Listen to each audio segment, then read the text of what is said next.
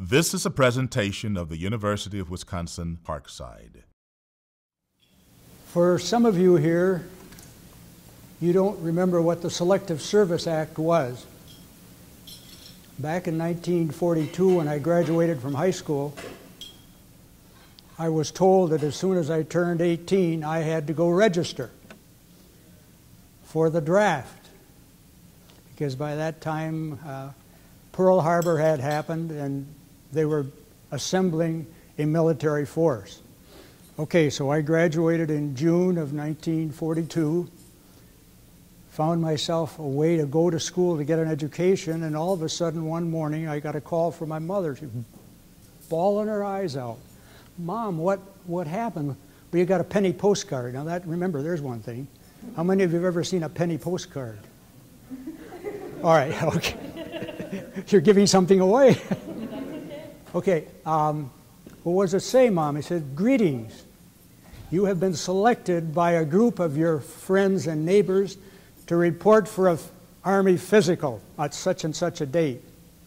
Well, that stopped schooling and stopped everything else right there. I remember the morning we went for the physical. Most of my graduation class was there. All the guys were there. Complaining, what do we got to do this for, you know? Yeah, well, let the Japanese take care of their things over there and let the German... Okay, we've got two oceans. We don't have to worry about it.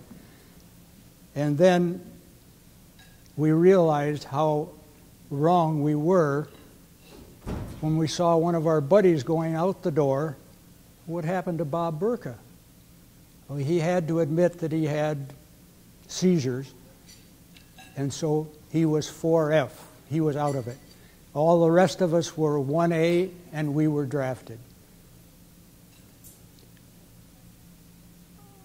I was sent down to Florida, and I can never forget that first morning I went out to the mess hall. What it was, they had taken a golf course and just leveled it down by St. Petersburg.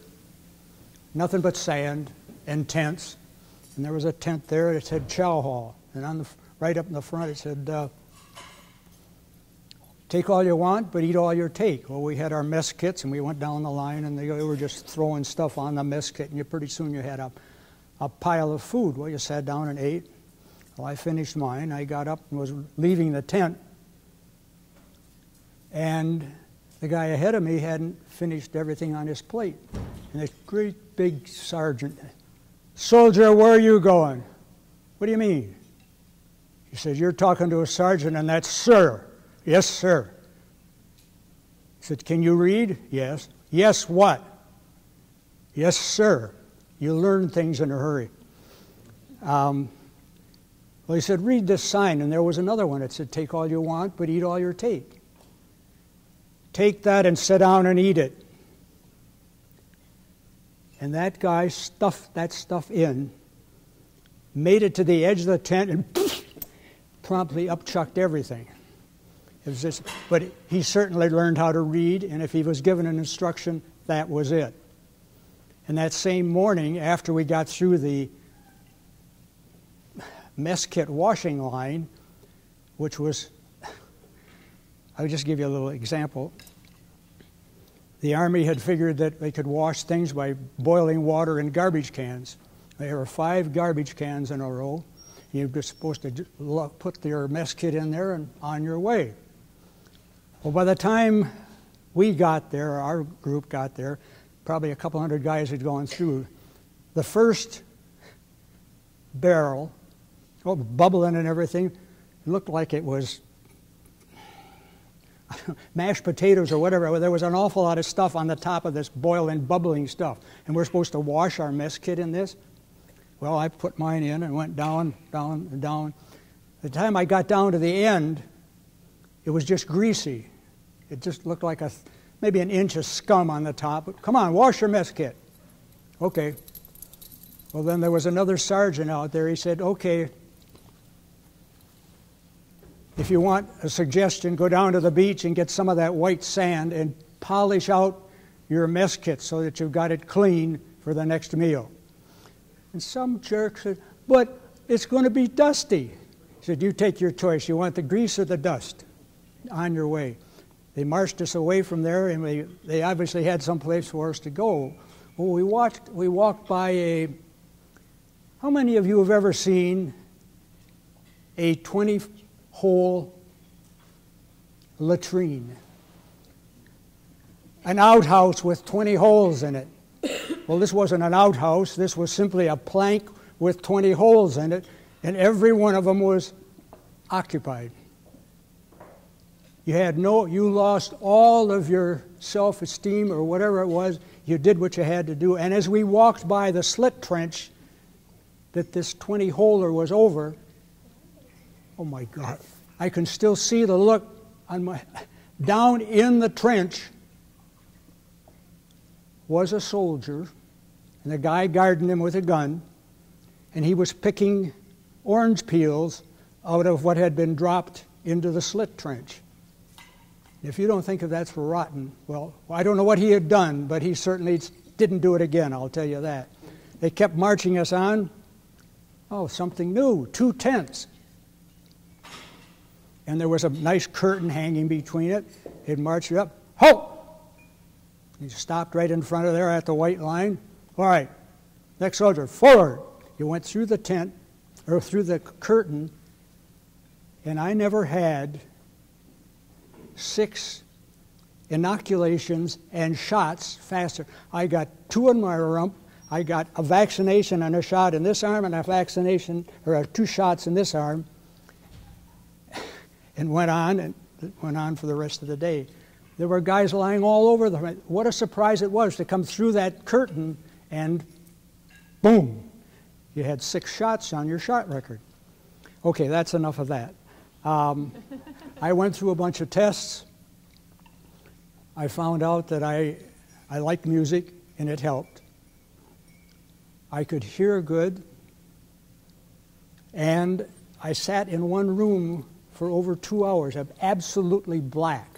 You could see nothing, and pretty soon somebody tapped me on the shoulder, led me out into another room down a black corridor and everything, and they started projecting very faint figures on the screen up on the wall. He says, okay, soldier, tell me what you're seeing. Well, there was a fire hydrant. There was a pineapple, I remember. There was a dog. I can't remember all of the images. What they were doing was checking for night vision. Now, this was 1944, but they were already preparing and selecting people for the bomber crews that were going to be used the next year, 1943 rather, 1944 for the D-Day invasion. They were already preparing for the bomber crews for that. I passed and was sent to radio school. After radio school, where I learned Morse Code, could send 20 words, 25-letter words a minute. Da da da da da da da da da da da da. Okay, it's very interesting. It's still with me, but it's interesting. I've made a little replica of that, so kids can try to send Morse code. It's very interesting that the ones that come up there and get immediately the distinction between a dot and a dash, a long and a short, are very musically oriented. I know this one mother came up, she had 4 kids, and 3 of them they were sending their names very slowly but very precisely and doing exactly what I asked them to do.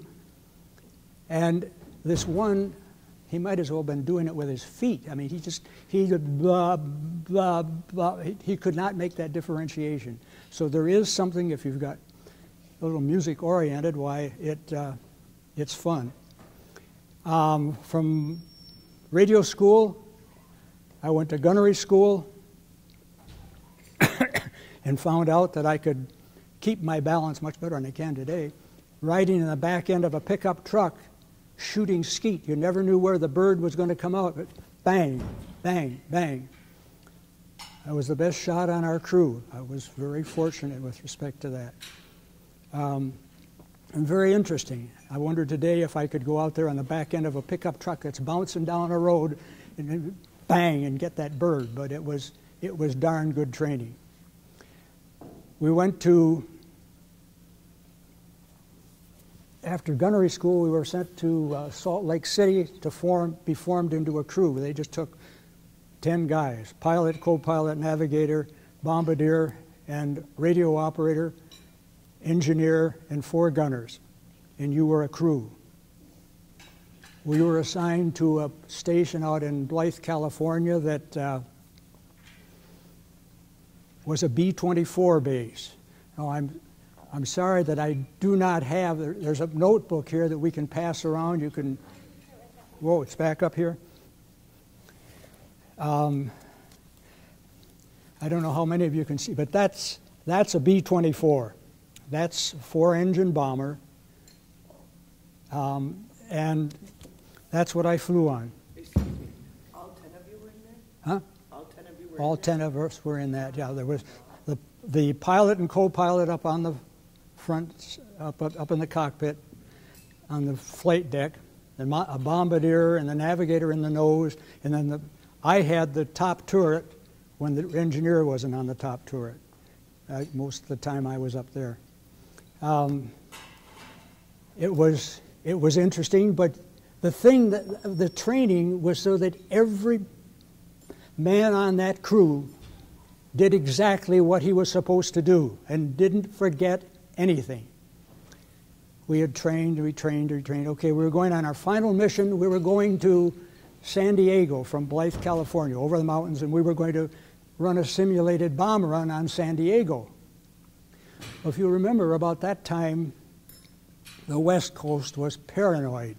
1943, early 1944. Japanese were going to come in and invade the West Coast. Well, here came this bomber over San Diego, bomb bay doors open, and all of a sudden we were in searchlights. Well, searchlights never shot an airplane down, but what you realized was that every one of those searchlight batteries had batteries of anti-aircraft guns pointed at you and following every place you went. Oh boy, they were going crazy. What's wrong? All it took was some nervous individual. They started shooting. Well, we'd have been out of there. Went through everything, and then I realized that I, as radio operator, had the responsibility for turning on the IFF, Identify Friend or Foe set. And I had forgotten to turn on the switch. Ladies and gentlemen, it was just like that switch on that dashboard in the control panel in the bomber was connected to those searchlights, because the minute I flicked that on, they all went down. But in the meantime, the navigator was screaming, "Pull this thing up!" The pilot had been looking at the airspeed, and it was dropping off. And at this point, all of the engines were just full-bore, high manifold pressure, just roaring. And the pilot said, "Get ready to bail out because we're losing altitude." Well, they were going through a checklist, and all of a sudden the co-pilot found out that he had forgotten to turn on the heater on the pitot tube, that thing that drag. You'll see it on some. You don't see it on current planes, but you'll see it on older planes. It goes into the airstream, and it picks up the airstream and gives you your airspeed. Well, that had frozen because it hadn't been heated with the moisture in the air and the air coming in, was indicating that we were slowly going to crash. About that time, he flipped it on, and we were going 50 miles an hour over the top rated speed of the B-24. And again, the navigator was screaming at, "Pull this thing up." We had gone out over the ocean. He was going to see if he could ditch it. Well, and coming back, this didn't take very long. We were headed right for the mountains outside of San Diego. They pulled it up. It was so close that, no, we didn't all go back and change our drawers, but it was close. And we made it back. We went overseas. We took typical Army precision. We were in Blythe, California. We were sent to Hamilton Field. They said, give us all your ODs. We're going to put you in suntans. You're going to the Pacific. They gave us a plane. We checked it out. Then one morning they said, oh, we've changed our mind. You're going to Europe. So we had to get rid of all the suntans and get all of our uniforms fitted again and everything. We went by train across the country, took a ship, the USS WWII Michel. Was a passenger liner. We had about 10,000 troops on it, all a bunch of air crews, and that was an experience I didn't want again, never wanted again. In order to get the maximum number of people on the ship, they just put bunks on the hull, one right after the other. Now, maybe someone can explain to me why the guy in the top bunk is the first guy to get seasick. It kind of dribbles down, and by that pretty soon, everybody's seasick. I had one sailor friend that at least helped me get some food, but it sure seemed that. And one other experience on that, we had to go as slow as the slowest ship in the convoy. And there were naval vessels going back and back and back. As we got closer to Europe, all of a sudden one night there was sounded like somebody was outside the hull just with a boom, big sledgehammer. Well, the Navy was dropping depth charges because a submarine had been located in the area, and you could actually hear the clicking of the depth charges as they were arming themselves as they got down to certain depth, and then all of a sudden, whammo, and that was quite something. We got to Scotland. We were put on a train, but before the train came out, the little kids that were lined up alongside that train were just amazing. Hey, got any gum, chum? You've heard that expression. Well, there they were, and we were pulling out oranges and gum and candy and throwing it out the windows. We were having a gay time. We were sent to a dispersal area. We were sent up to Ireland to train to know how to escape. And I mentioned tonight at the supper table that I to this day cannot eat a meal with a fork in my right hand. I cut my food and the fork stays in my left hand because this is the European style. If you were to have gone down and escaped and were sitting in a restaurant getting food with your helper or something, and you would cut your food and put your knife down and pick up the fork and eat with your right hand, immediately you stick out like a sore thumb, and you didn't want any part of that. So to this day, I still eat my food with my fork in my left hand. We were sent to an assignment base, and we got there one morning. They were coming back from their mission, and I saw the most terrifying thing I think one of them that I saw. The planes were letting down, wheels down, flaps down, single file coming in for a landing. Just about the time they approached the front end of the runway, 8 German Me-109s came in across the deck, and they shot most of those planes down just like that. What they had found out was that this bomb group, contrary to what they were supposed to be doing, was pulling out the barrels on their guns so they could give them to the armor and get away from the plane as soon as it landed. It was just typical GI attitude. Come on, let's get it done in a hurry. Hey, we're back over England. We don't need these guns anymore. Well, the Germans found out about that, knowing that these planes were absolutely unarmed. They came in on the final approach, just barely hanging in the air, and they shot every one of those planes right into the ground. And we hadn't even been in combat yet. Anyway, we were assigned to the 392nd Bomb Group. And on D-Day, I can remember we were out guarding the planes. You put a guard on because they knew that Germans had infiltrated into England, and you had to watch the planes every minute. But for the first few days of the invasion, I did not fly. But on what was the 11th of June, 1944, was still the 10th of June back in Saginaw, Michigan, where I grew up. So that's my birthday, and I can always say I flew my first mission on my 20th birthday. So that's the first one. July 11th, there we took off about 4:30 in the morning, several missions. We flew very frequently, and it was amazing to see the flight as we took off over the, if there was no fog, over the channel. I don't know how they managed to get those the ships without bumping into each other. You could have practically walked across the English Channel from England over to the continent. It was that heavily filled up with ships and landing craft and this, that, and the other thing. But anyway, we saw that several times. We flew, we flew 7 or 8 missions, and then they gave us a pass to London. Well, that was quite an experience.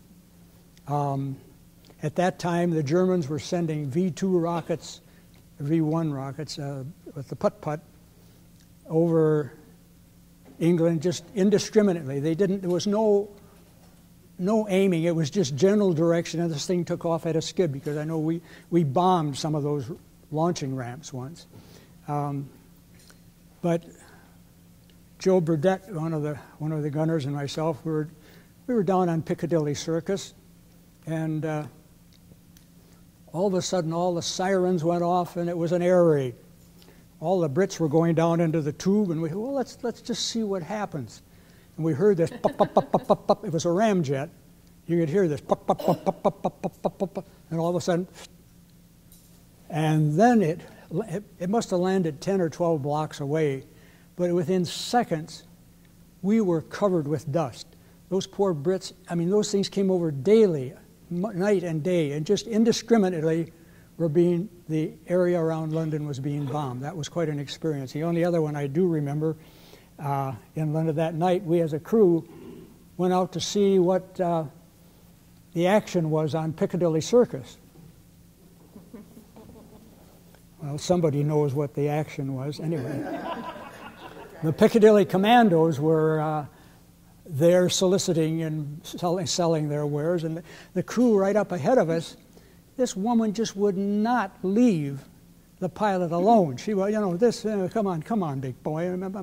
We were following, watching it, and finally, the engineer on that crew grabbed her by the nape of the neck and the seat of the pants and just threw her right out into the street.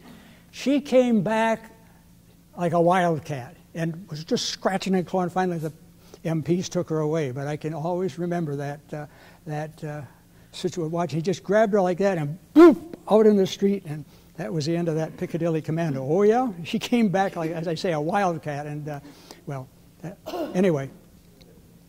On the 11th of July, we were. Well, I'll take one more thing. Having fighter cover was our salvation. The bombers would go over in formation. As long as you had fighter cover, the German fighters respected them enough they would stay away. We were going on the 20th of June to a target over on the eastern part of Germany, up in the north, over by Poland. And we noticed off to the north of us as we were flying that there were a bunch of specks. Well, you knew what it was. It was German fighters over there. Well, that's all right, fine. But then we got word over the communication system that the P-47 fighter planes and the P-38s had to go back because they didn't have enough gas to take us into the target and back, and there was no sense in losing all the fighters, that the P-51s would be there. Well, there was a gap of about, some of them said a minute and a half, 2 minutes, something like that, when there weren't any U.S. fighter cover. There wasn't any U.S. fighter cover for our planes. Those German fighters came around the formation from the south, fired rockets into the group ahead of us, and they knocked at least 8 planes out of the air. Either exploded in the air or damaged them so they were going down. But guys were in parachutes. And I was telling some of my friends here that that was probably the only time that I felt absolute hatred for the Germans. Why? Because those German fighters came down through and shot those guys that had made it and were in a parachute, or came close to their parachute and streamed it, so they just went down into the North Sea. I tell you, that I still get chills when I think about seeing those poor guys that they'd made it out of a wrecked aircraft, and yet the Germans were shooting. I mean, talk about shooting a duck in a pond. I mean, they just came right through and they made a mess of it. Anyway, it so happened that on that same mission, we did a good job on a target further on. And I mention that because my job with Clark Equipment Company took me back to Germany, among other places. And this fella, one noon, we were having lunch with a prospective customer. He said, "Well, what did you do during the war?" Well, we were obviously about the same age, and I said, "I don't want to talk about it. You know, no, I'm very interested." And this was going on, and between his German and my German and his English, where we were making sense. And I said, "Well," he said, "what was one mission?" And I remembered this one on June 20th, where we saw the Germans. I said, "One was on the 20th of June, 1944. He got the funniest look on his face. His jaw dropped open. I said, "Yeah." He said, "Yeah, and you went over into Poland and you came back." Well, that's right. We went farther beyond the target to come back so that the German fighters couldn't come out of the east, out of the sun, and hit on the edge of the, we would be coming west now, so they had to come from the west, and we could see them and give us a little more time to counteract them. And he said, when he told me that we went into Poland and came back, he said, "And then you bombed the synthetic oil refinery at Politz." This is not Polesti down in Romania. This is Politz. He was right on. Now, what are the chances of two fellows from different countries with all the hundreds of thousands of men and women that were in action over there, sitting down and having lunch at the same table? It was quite an experience. Anyway, yes. You punched this guy in the face, right? Pardon? Yeah. So on the 11th of July, we were briefed up to go to the rail yards in Munich. We were supplying a lot of material up to the front for try to counteract our invasion. Well, that's fine. Well, we knew it was going to be 10 or 11 hours, and I won't get into the business of toilet training and a few other things that there's no, what did you have, the kids, when I talk in school, what did you have to eat? Or what did you go to the, how did you go to the bathroom? Well, you get to be pretty detailed, and a cartridge box is a good depository. But I don't know what the Germans thought we were dropping on them when we get over the target, and with the bombs and everything, we just dumped the out the open bomb bay. But that's box is more damaging than the cartridges. Yeah. There were some surprises. We dropped some surprises on them anyway. On the way to the target, have any of you seen well, you saw the picture of the B-24. Okay. The starboard engine, the right-hand engine, the pilot was making an adjustment to make sure that all the props were spinning at the same speed, and just to make some adjustment for the speed of the aircraft. And all of a sudden, he had no control over the propeller. The controls had gone. What had happened? It was a mechanical failure, but that propeller was spinning upwards of 4,000 RPM. The whole plane was just shaking like this. Well, we had the option of staying with the formation and trying to get to the target, which is what the pilot decided we were going to do, because if we had peeled off, one plane by itself didn't have a chance. It was shooting a duck on a pond. So we got to the target, and each one of those 1,100 bombers plus that were in that formation, B-17s and B-24s, either had 6 or 8 1,000-pound bombs. And they were all dropped on the Munich marshalling yards. Now that sounds very specific, but when you realize the breadth of the formation to take 1,000 planes over a target, and you had 3 here, 3 here, 3 here, and then it just kept branching out like that. Yes, any one of the bombs could have been dropped in a pickle barrel according to our Norden bomb sight. However, those bombs covered one wide path down below.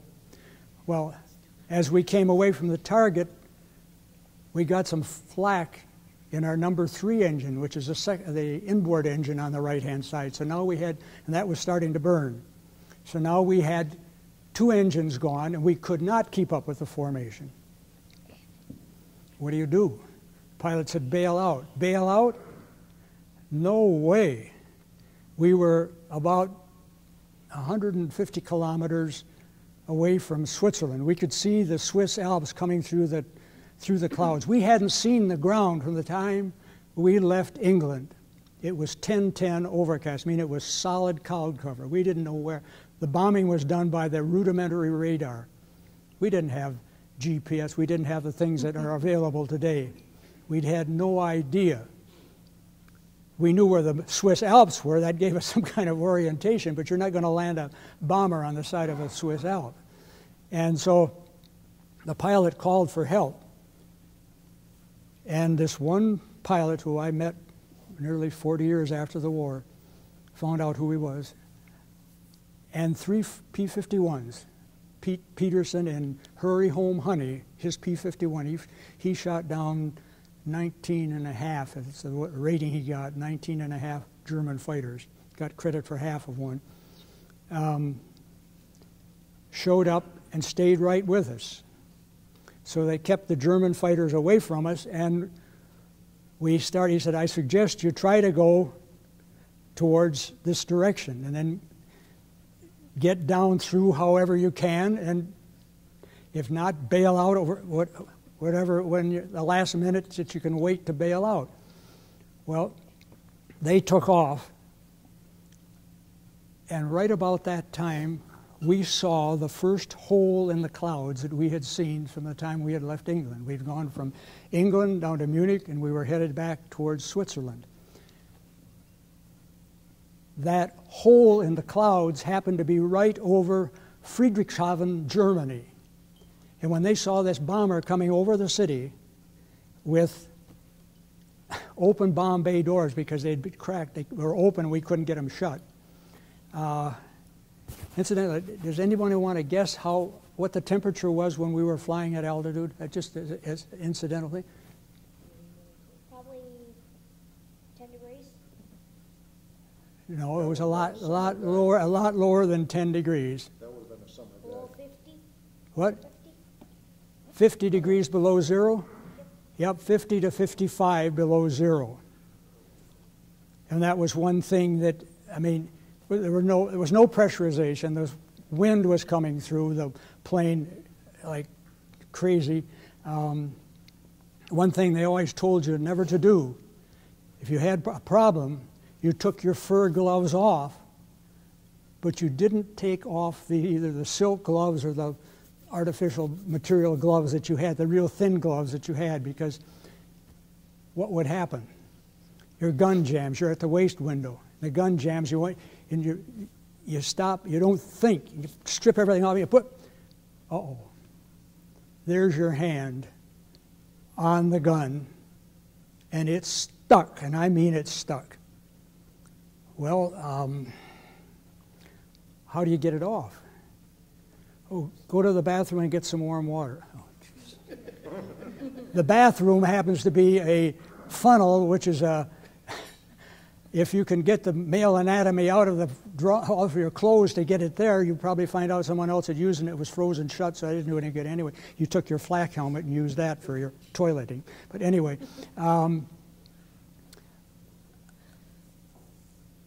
what happens? Nobody's answering my question. How do you get your hand off? A first grader said pee on it. Well, that would never work. Yeah, the only thing you do is you rip it off and you leave the pads of your fingers on the gun, slip your synthetic glove on. It stops because it freezes. You get it taken care of when you get back to the base, but I'll guarantee you this, that you never touched anything in that plane again with bare hands. Anyway, so we're headed down through this opening, and all of a sudden as I said, the Germans in Friedrichshafen were just shooting the living daylights out of us again. The flak was coming. How many know what flak is? What it stands for is Fliegerabwehrkanonen. It's a German, one of these German words that they put several words together to describe. Flieger is airman, Abwehr means resist, and Kanonen is cannon or gun. So it's a cannon to resist airmen. That's what the 88 millimeter cannon was. It was one of the best anti-tank guns, and it was the most effective anti-aircraft gun. They could shoot. I mean, 16-year-old girls were running these things and just filling the sky with flak. But anyway, to try to get the Germans from stop shooting at us,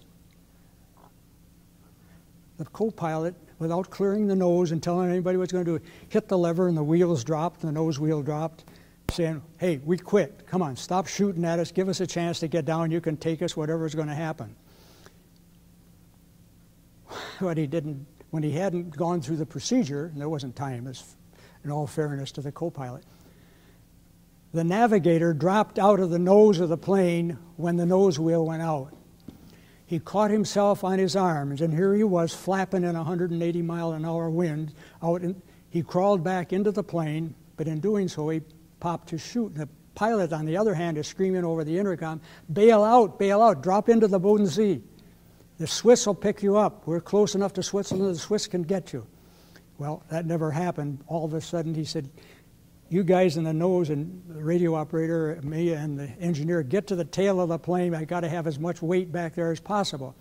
Well, we never made it because we crashed right at the edge of this little glider field that they had found, across the river from which were Germans standing out there waving Swiss flags with cracked up aircraft on that field, and it looked like we had gone down in the wrong place. The navigator was absolutely sure we were okay. The next thing we know, the plane's up on its nose, thank goodness for a potato field on this glider path that we had landed on. If it had been hard and had caught the nose as that nose wheel collapsed, we would have tumbled and that would have been the end of it. As it was, the nose got into this potato field and just plowed. It slowed down the plane, but it kept it from flipping over. It saved our lives. So I'm on what was left of the flight deck trying to get rid of the radio operator's codes and everything, which incidentally was printed on rice paper. You could put a piece of that 8.5 by 11 sheet in your mouth and it's gone. That's fine. But remember, you've only got so much spit in your mouth, and I had about between 26 to 29 sheets of code that I had to get rid of. It was my responsibility. The plane was surrounded. The guys were all armed. The soldiers were there. They had dimpled helmets. I thought for sure we were in Germany, and they weren't going to get my code. I had blown up the IFF set, and well, the pilot said, put out that blankety-blank fire, and when the plane was up on its nose, the wing tanks had burst, and not from here, well, just about like there was high-octane gas just pouring out. If I had gotten that fire of mine started, that would have been the end of everything. I wouldn't be telling you this today. But anyway, so they took us in, and we were hated, and I think that's probably a compliment, because our bomb group, the 392nd, on April 1st, 1944, had bombed Switzerland. Oh, it was a mistake. We were supposed to be hitting Strasbourg, the crews that were on. We weren't flying yet, so we had nothing to do with it. But anyway,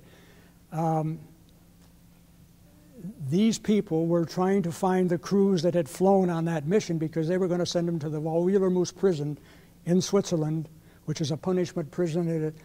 I won't go into the details of how rotten it can be, but it was worse than any Stalag Luft ever was. And there's a book on it, The Black Hole of WWII, written by one of my buddies who escaped and then got caught, and escaped again and got caught when they were sent to WWII. But you did not want to go to WWII, that's for sure. But it so happens that we knew all that was going on because our navigator was from a Jewish family that had just emigrated, well, a couple of years before, was living in Chicago. He was about as red-blooded American you could think of, but he was sitting there, and as they were telling him, we got to get this and we got to do this, and then he would explain it to the pilot, and all we would give the Swiss was our name, rank, and serial number. They didn't like it one little bit, I'll tell you. But that's what it was. That night I started learning German because I was determined that I was going to escape. I learned simple things. Was ist das? What is that? Okay. I had quite a vocabulary before we went to bed that night. And I can remember two words that this is a Taschentuch, a handkerchief, and a pocket knife is a Taschenmesser. And I mean, I learned German. I learned it very specifically because I was going to escape. Well, we started hearing about the Swiss were going to, they called passeur, that's the French for somebody that would help you get someplace. Okay? Well, they would take your money, and incidentally, we were paid flight pay in Swiss francs, so we had some money available. I won't even mention the amount, but it was big bucks then, and it was very effective. And the Swiss passeur would say, yeah, we'll take you. Come on. The only way we could get out of where we had been placed in the city of, a little village of Wengen. How many of you have ever read the book Heidi? The one, okay, she lived near the Jungfrau. Okay, well that's where we were, back up in the hills, and the only way to get there was by cog railway that came from Interlaken to Lauterbrunnen up the cog railway to Wengen. The Swiss were very smart. They didn't want to build prison camps. Why should they? They had no current tourist business, but they had a lot of empty old hotels that weren't being even used. So we were put in old hotels, and they charged the U.S. government a good price for it. And we finally heard enough of this business of paying somebody something and then getting to the border and having them turned over to the police and going to WWII prison. We noticed that the Swiss did not keep track of how many people came up on the weekend to Wengen to check on us to see what was wrong. I said, anyway, so we got a question. Maybe we can do something with this. So we had this fellow that was our buddy. Incidentally, we had one fellow in the Bern embassy, General Legge, L-E-G-G-E, the miserable S-O-B. World War II cavalry officer, still wearing his jodhpurs and his leg wraps and everything and carrying his whip. You guys will not try to escape. You'll be court-martialed. Every mission we were briefed. If you go down, you have a responsibility to escape. And they meant it. So, okay, stick it up your nose. We said, well, if nobody is keeping track of this, we'll have the fellow that comes up on weekends, who was our buddy, bring some tickets, round-trip tickets from Bern to Wengen to Bern. Fine. We also needed a pass. Well, we absconded with some passes, borrowed the Swiss commandant's stamp, and we could sign his name better than he could. We got the passes up there to Wengen, typed in the information we needed. But the key to the whole escape thing was, oh, here. If any of you have had a chance to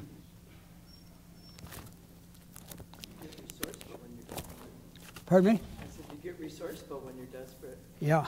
Well, there is the actual pass I used. I've put a quarter in here to give you an idea. This is what a ticket would look like. These are not tickets. This is the one that we used to go from Bern down to Lausanne. I'll get there in a moment. This one, it was just one to represent what we had to use from Wengen back to get down to Bern, okay? You can look at this afterwards. However, having said all of that, we still had to have this ticket that looked like it had been used coming from Bern up to Wengen, because every station along the way the conductor would punch the ticket. Each conductor had a different, a rectangle, a circle, a star, a this. I mean, there were at least 5 different punches in that proved that that ticket had come from Bern up to Wengen. Oh, geez, we had a fellow in the group who took spikes, got some files, and in 24 hours he had created punches that duplicated the punchings in the ticket of the fellow that came up from Bern. It was absolutely, I mean, it was wonderful. We just spread the tickets out and took a hammer, bang, bang, bang, bang, bang, bang, bang, bang, bang. There were 4 of us. We had 4 tickets ready that proved that we had come from Bern, had gone up to Wengen, and we were supposed to go back on this day. Well, now, the other limiting factor was that the Swiss, rather than put us in barbed wire encampments, I said, they kept us in hotels. But in every 4 hours, more or less, and you never knew quite what was going to happen, they would have a check, a roll call. Now, you could fool them to a certain extent, but you couldn't fool them all the time. So we had a window, we'll say, of 4 hours from the time that we left. And luckily, they just had a roll call when we got on the plane. We had GI clothes on. We weren't trying to hide anything. We were GIs going back to Bern because we had a ticket and we had a pass. Okay, we got to Bern immediately in the consulate. We stripped off everything but our underwear, changed our shoes. Absolutely had to get rid of our GI shoes, which is like giving up your eye teeth because those were shoes that fit. But to try to get your feet into somebody else's shoes, that's what we had to do. This is the 22nd of January now, 1945. It had taken me and my buddies almost 6 months to figure out and work out a system, but at least it looked like it was working. They put us on the train in Bern to go down to the edge of Lake Geneva at Lausanne. And there, a man, oh geez, when we started out, when we left Wengen, there was a phone call immediately, went to the embassy in Bern, said the 4 men are coming. Okay, they got us to the hotel, or to the embassy. We changed our clothes, and at the same time, they had called down in Sévrier in France, where the OSS was working out of a place that had been liberated. And a fella quickly got on the train and went up to Lausanne to wait for our coming from Bern down to Lausanne. Well, they said, when you get to Lausanne, get off the train and you'll see a great big guy with a big black coat and a big fur collar. You have no idea how many big men with black coats and fur collars there are in Lausanne, Switzerland. I'm telling you, I was confused. I was getting ready to get back on the train when somebody tapped me on the shoulder. And we made up. We went to the funicular He bought the tickets for us. We just trailed him single file, not bunched up at all. We got on the funicular, which was just like a mechanical slide, took us down to the shoreline in Piccadilly. This is the 22nd of January. It was cold, it was foggy, it was a mess. We walked along the shoreline of Lake Geneva till we came to Piccadilly, and we waited, and we waited. And nobody had said a word. You did not talk. All of a sudden, and I mean, this sounds hokey, but out of the fog came this little rowboat. The rowboat is pictured here. The rowboat exists today. This rowboat came out, and this OSS man said, we got in it. He pushed us off, and about 200 meters out into the fog, how he found it, I don't know. There was a 21-foot open fishing boat with 2 Evinrude engines on it, mind you. We got from the rowboat into the fishing boat. He tied the rowboat on, and we went hell-bent for election across Lake Geneva, 19 kilometers over to the other side.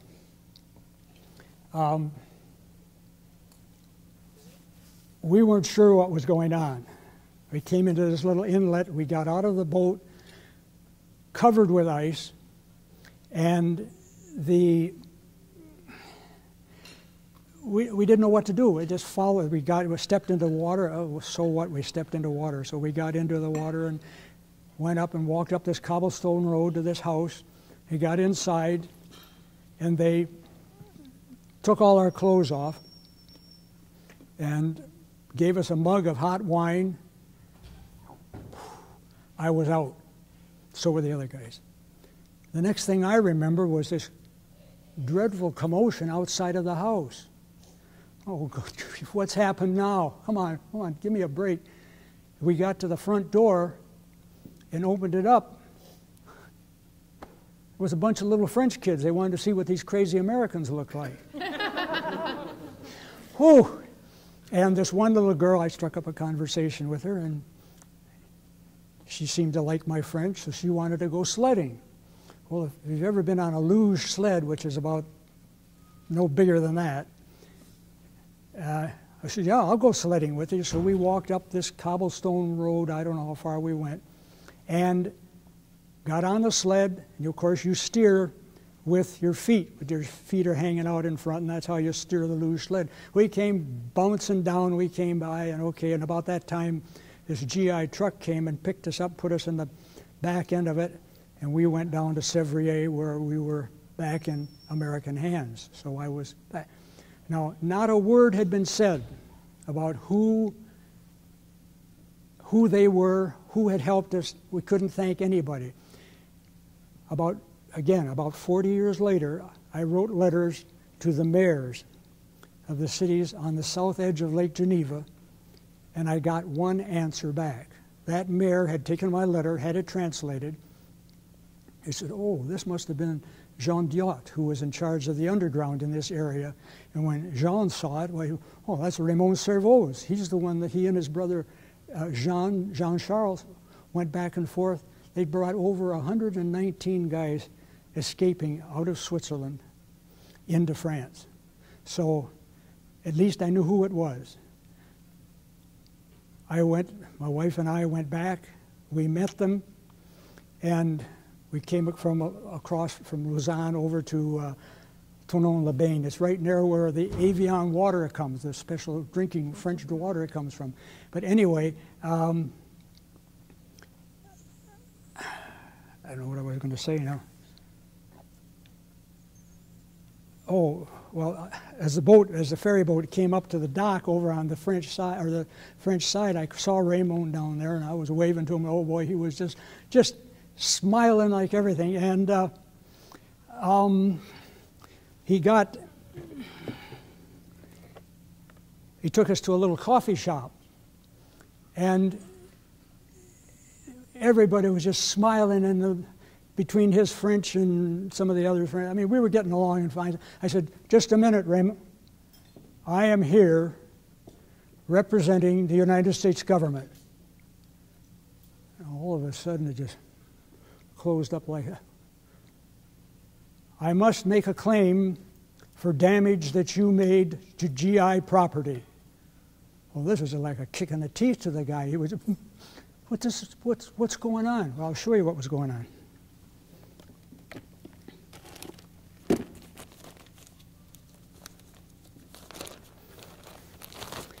These were the GI shorts that I was wearing the night that I escaped. And when they hung them near the fire, oh, where is it? They managed to burn some holes in it.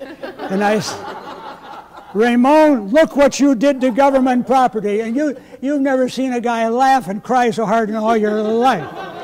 But there's the U.S. property that he destroyed. Wow. So it was quite a reunion to think that the honors that they put on me and my wife for coming back and everything were just unbelievable. It was absolutely thrilling, and I had gone back. Unfortunately, Ramon died about 4 weeks ago. The 6th of April was his birthday, and I remembered that. But so that's what I did in a nutshell. And thank you for being patient and listening. And I guess we're just about.